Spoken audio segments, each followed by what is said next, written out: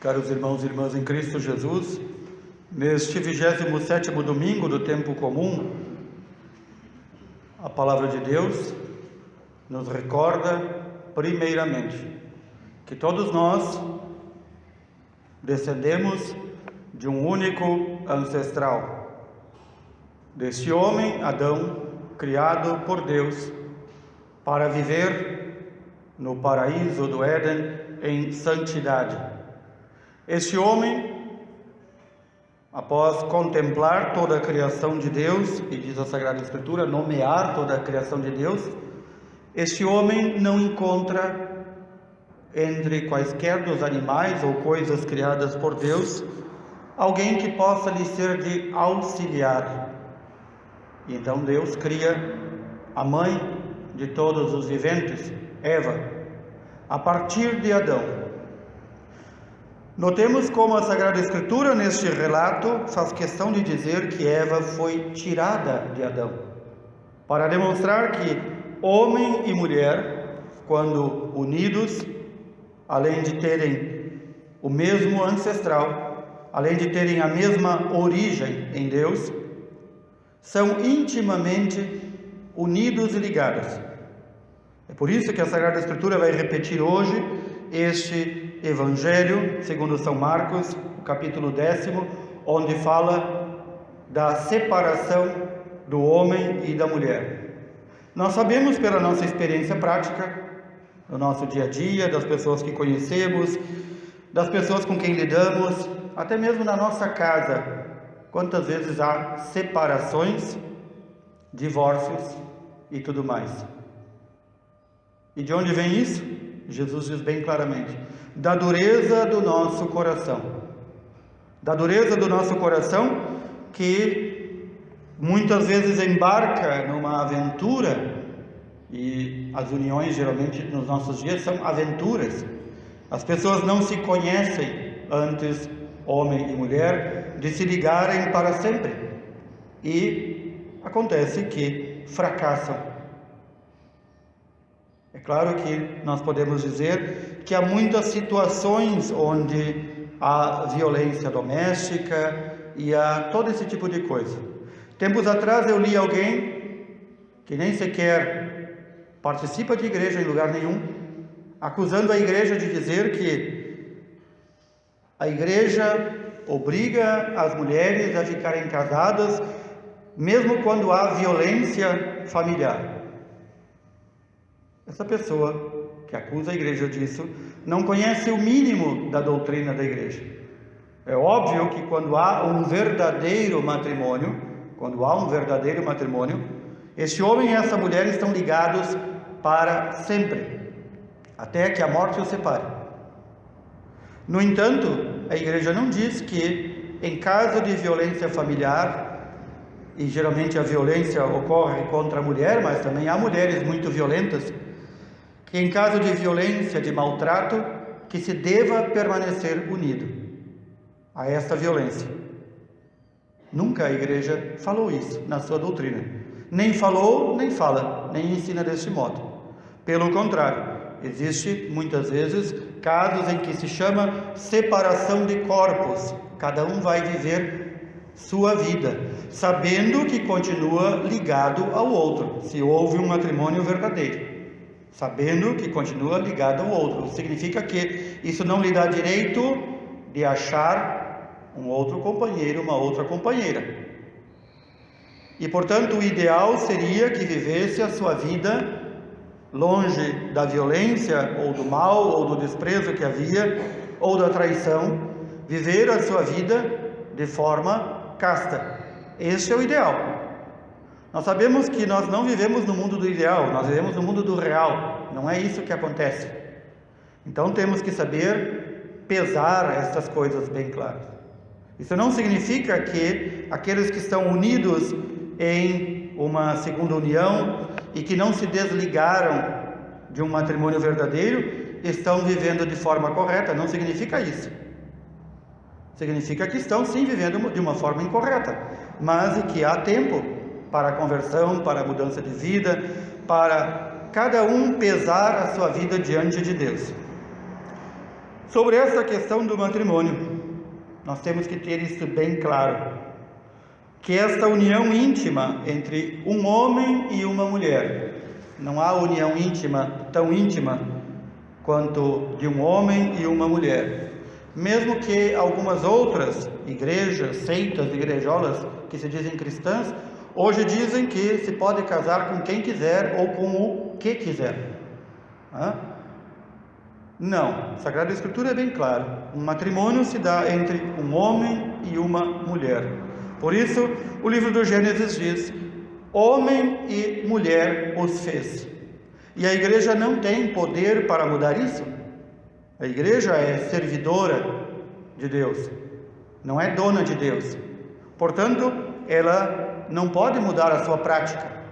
Alguns, mesmo na igreja, já tresloucados pelo mundo, dizem, mas na outra igreja lá, casa um homem com homem e mulher com mulher. Eu digo, azar o deles.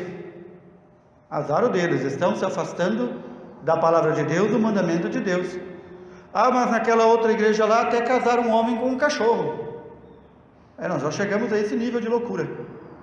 É que um dia alguém casa com um poste, ou com uma mesa, uma cadeira talvez. Nós já chegamos a esse nível de loucura. Essas coisas, queridos irmãos e irmãs, não são novidades. Na antiguidade, no mundo antigo, antes do Senhor se revelar a Moisés, antes do povo hebreu ser eleito, e antes de nosso Senhor Jesus Cristo encarnar-se e nos ensinar o que é a verdade, muitos povos pagãos viviam deste modo como hoje vivem aqueles que se dizem cristãos e não vivem como cristãos. É o paganismo que volta,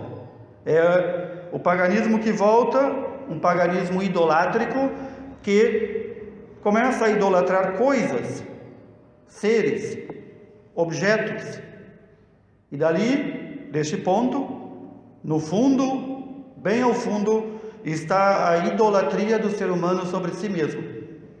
Vejamos esse tempo que estamos vivendo, graças a Deus já diminuindo o tempo da pandemia.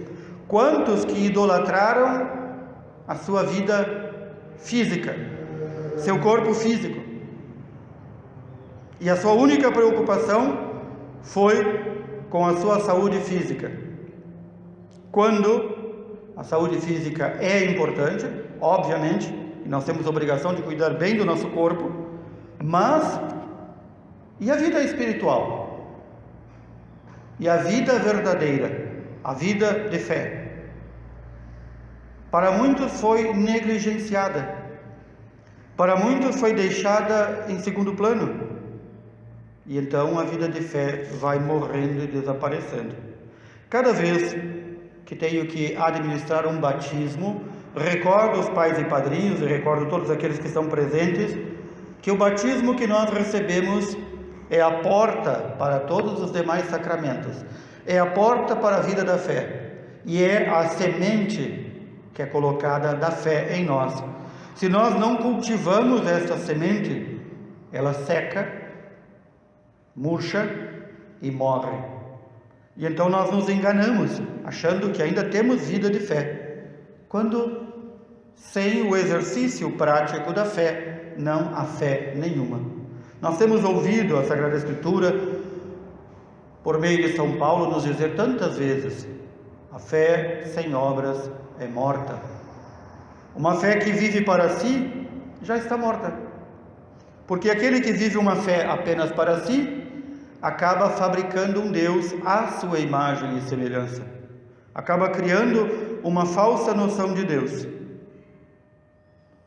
Não é por acaso que hoje, na segunda leitura, a carta aos Hebreus, nos fala que Deus, ao fazer com que seu Filho, o Verbo de Deus, a segunda pessoa da Santíssima Trindade, se encarnasse, ou seja, tomasse carne, viesse até nós, não o enviou como um anjo, não enviou como um arcanjo, enviou para encarnar-se de uma mulher, para fazer-se um de nós, um ser humano igual a nós em tudo, exceto no pecado. Por isso, diz: Deus o fez pouco menor que os anjos, a este Jesus. Sim, nós somos menores que os anjos, nós não somos maiores que os anjos, mas nós o vemos coroado de glória e honra por ter sofrido a morte. Mas que morte foi esta? É esta morte de Cristo Jesus que nós celebramos em cada Santa Missa. É a ordem dele que diz: fazei isto em memória de mim, até que eu retorne. Nós não celebramos a missa porque é bonito, ou porque gostamos, ou porque deixamos de gostar. É uma ordem do Senhor Jesus: façam isto, repitam isto, até a minha vinda. E este Jesus que nós celebramos, o celebramos novamente no seu sacrifício na cruz. Há poucos dias atrás, alguém dizia: como a missa lá na Paróquia Sagrada Família é bonita. E eu sempre tenho que responder: não é bonita nem feia, é aquilo que nos manda fazer o missal, aquele livro que está ali sobre o altar. Ali está a regra como o padre deve celebrar. A Santa Missa não é momento de nossa autoexaltação, não é momento de festa, não é festa. Nós estamos celebrando aquilo que aconteceu no Calvário. Este grande santo do século XX, que há pouco celebramos, o Santo Padre Pio, perguntaram para ele, já naquela época, ou seja, ele morreu em 68, já antes de 68, perguntaram para ele: padre, mas por que não se pode bater palmas na missa, fazer festa na missa? E o Padre Pio respondeu muito sinceramente e muito sabiamente: sim, sim, lá na hora da crucificação também tinham aqueles que batiam palmas e cantavam de alegria pela morte de Jesus. Quem eram? Os carrascos e os demônios. Santa Missa, queridos irmãos e irmãs, nós celebramos este momento em que Cristo se entrega ao Pai na cruz. Portanto, além de a celebrarmos, porque é uma obrigação nossa, nós a celebramos como ela aconteceu e como a Igreja nos manda celebrar. Assim como tem aqueles que acham bonita esta ou aquela missa, tem aqueles que acham triste esta ou aquela missa. Ora, na Santa Missa nós contemplamos esta dor da Virgem Mãe Santíssima e das santas mulheres que não abandonaram o Senhor. Na Santa Missa nós estamos novamente fazendo com que o Senhor desça sobre as espécies do pão e do vinho para ser novamente crucificado e oferecido ao Pai.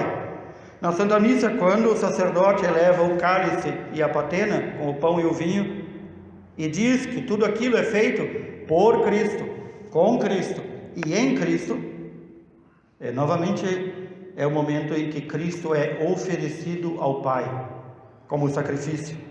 É esta a morte do Senhor, do que nos fala hoje a carta aos Hebreus. Nós vemos este Cristo coroado de glória e honra. Ele provou a morte por nós, para apagar nossos pecados, para nos reconciliar com Deus.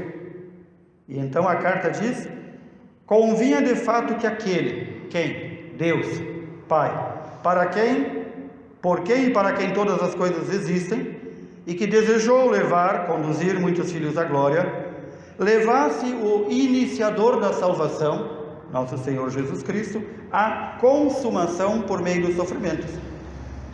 O texto que nós lemos neste momento talvez não seja de todo claro, minha função é esclarecê-lo. Deus quis que seu Filho fosse consumido. Consumir é fazer desaparecer. Consumido por meio dos sofrimentos e da morte. Para quê? Para nos reconciliar com Ele. Para isso Cristo morreu na cruz. Para isso Ele novamente vem até nós e se oferece ao Pai. Diz mais: o santificador, aquele que nos santificou, Jesus Cristo, enquanto homem, descende do mesmo ancestral que os santificados, que somos nós. Por isso, Jesus não se envergonha de nos chamar de irmãos. São Paulo vai mais longe e diz assim: Cristo é o herdeiro de Deus Pai, e nós em Cristo, porque somos irmãos dele, feitos seus irmãos por sua morte na cruz, nós somos co-herdeiros. É por isso que Jesus, de forma tão tranquila e tão segura, promete que quando ele voltar ao Pai, após a sua ressurreição, ele iria nos preparar um lugar no céu. Atenção, Jesus já nos preparou para cada um de nós um lugar no céu. Muitas vezes Jesus chama esse lugar de morada. Morada significa lugar de permanência. Já nos preparou? Sim. Nós já ganhamos? Sim, já ganhamos este lugar no céu para cada um de nós. Nós já tomamos posse desse lugar? Ainda não. E quem decide morar neste lugar definitivamente, que é o céu, somos nós. Jesus nos preparou um lugar. Nós temos, pela prática da nossa fé, demonstrar que queremos lá viver, que queremos viver no céu eternamente. Portanto, o lugar está preparado. Eu sempre comparo de forma muito simples. É como se alguém com muita riqueza te oferecesse a mais bela casa neste mundo, tu soubesse que é tua e tu, por tua culpa, não fosse lá tomar posse. É isso que pode ocorrer se nós não vivermos a nossa fé, se nós não procurarmos crescer em santidade, se nós não procurarmos viver como o Senhor nos ordenou. Podemos perder? Sim, é uma decisão nossa. É quase como na linguagem popular se diz: faz por onde? Faz por onde? É realmente isso. O lugar nos está garantido? Sim. O lugar nos está preparado? Sim. Nós vamos tomar posse da nossa morada no céu? Depende de cada um de nós. Para isso, nada melhor do que viver de acordo com o que o Senhor nos ordenou. Para isso é necessário conhecer a fé que o Senhor nos deixou. Quero por último recordar que esta união tão íntima entre um homem e uma mulher é usada tanto por nosso Senhor Jesus Cristo quanto por São Paulo para nos ensinar que a união nossa na igreja com Cristo é da mesma forma. Uma vez alguém me dizia: fulano de tal abandonou a igreja, foi se batizar lá na outra igreja. Ora, a Sagrada Escritura nos ensina que não há mais que um batismo, é só um batismo na vida. Por quê? Porque o batismo nos faz membros do corpo de Cristo. Este corpo de Cristo tem uma cabeça, que é o próprio Cristo. Nós somos os membros. E este corpo, do qual nós somos membros, a igreja, é chamada esposa de Cristo.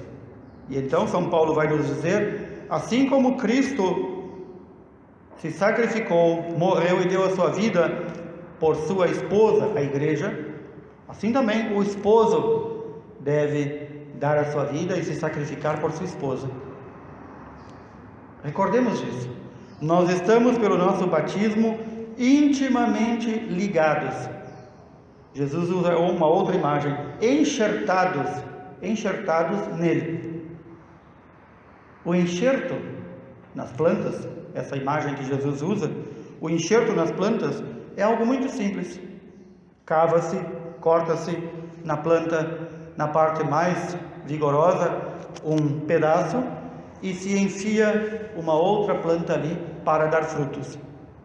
Às vezes o enxerto não pega, quando aquela parte que foi enxertada já está muito doente. Nós, pelo batismo, fomos enxertados em Cristo. Depende de nós, os enxertados, dar fruto. É isso que o Senhor espera de nós. Peçamos esta graça ao Senhor, de vivermos unidos, enxertados nele, numa vida íntima com Ele, procurando conhecer a sua vontade, a sua doutrina, a sua lei, procurando viver muito unidos na igreja que nos enxertou em Cristo. E para que com isso possamos dar os frutos que o Senhor espera de nós. Louvado seja nosso Senhor Jesus Cristo.